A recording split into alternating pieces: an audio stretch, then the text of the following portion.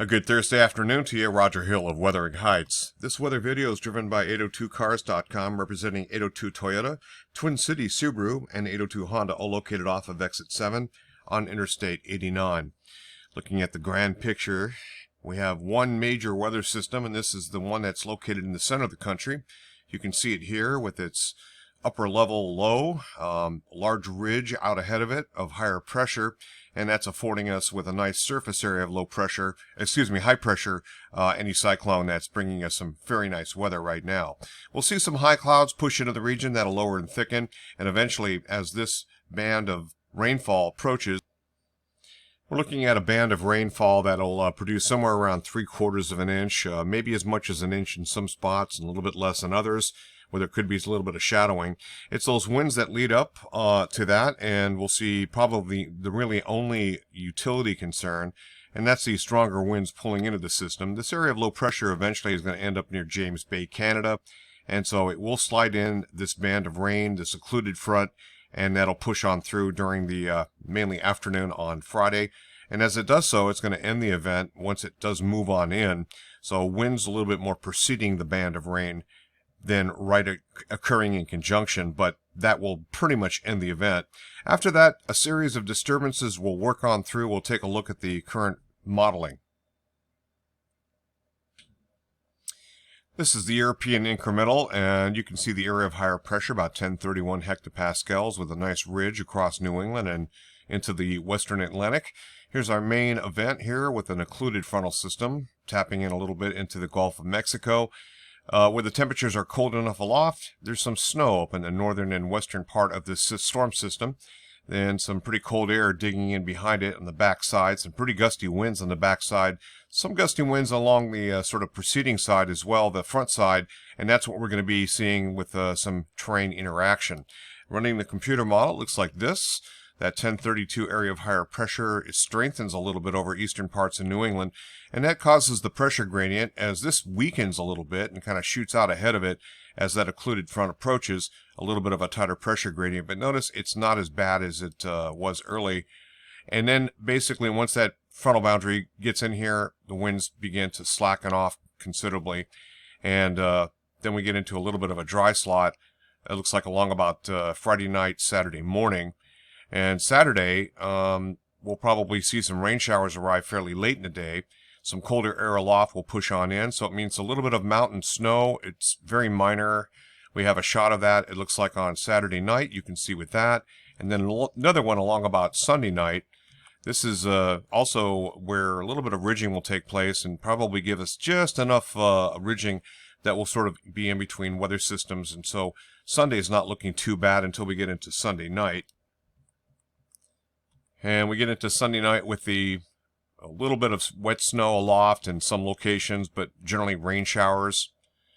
And a secondary low will start to develop and then pull east and northeast into the Gulf of Maine. We'll be watching for any kind of a wraparound. I don't think that's going to be the solution, but by Tuesday, maybe some gradient winds coming in from the west and northwest as that departing area of low pressure takes place. And we probably will see temperatures cold enough aloft that it will be mostly snow showers, and yes, even down to the valley floors.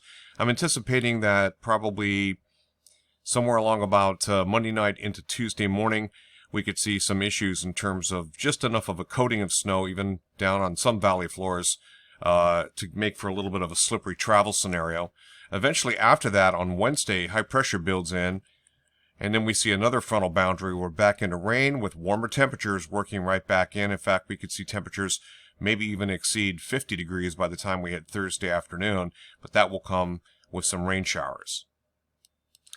And you're looking at the GFS ensemble, and what you can see here is our main event here of this entire period. A little bit of a secondary system, and you can see how that rolls along.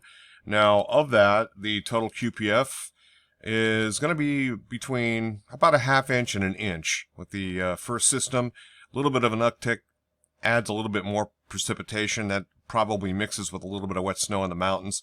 And then this other system here along about Tuesday night into or Monday night, Tuesday, and that particular time frame with a little bit more snow. Now, looking at precipitation type, you can see that it's generally all rain for the first system, and then it's kind of a mix. And then we're going and trending a little bit more in the way of snow. Looking at the 850 hectopascal temperature, it shows you that it's above the 0-degree isotherm at 850 millibars a hectopascal, about the top of Mount Mansfield. By the time we get into along about Sunday into Monday, Tuesday, Wednesday, this is the cold period. Temperatures aloft will certainly be cold enough for frozen precipitation, and that means accruing just a little bit of snow. And speaking of snow, this is what the GFS ensemble shows. So a little bit of snow starts, not much. We're talking 1 inch, 2 inches, 3 inches here, but you put it all together and potentially, you might see potentially a little bit over 2 inches. And again, probably the best chances for that will be in the elevated terrain.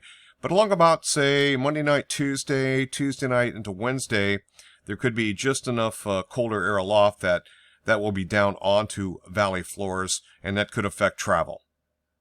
Total amounts of QPF this period, European's gone pretty hog wild, and it's hydrologically above normal for the period ending at about 2 o'clock Wednesday morning. This is what the Weather Prediction Center thinks, and we're looking at greater amounts than 1.5 inches here. This is the 1 inch mark, and so forth. And covering temperature, this is the climate reanalyzer. What you can see here is the fact that almost coast to coast it's a little bit above normal. Greenland's colder, Alaska's colder, much of the northern hemisphere is a little bit on the warmer side. GFS ensemble 2-meter temperatures look like this. We got our max temperature coming out on Saturday, and then what we're going to see is this temperature slide. We're going to go below the 32-degree Fahrenheit temperature isotherm here, and so colder nights mean potential for a little bit of a snow to stick before we start to see another rise in temperature, and that'll happen toward next weekend.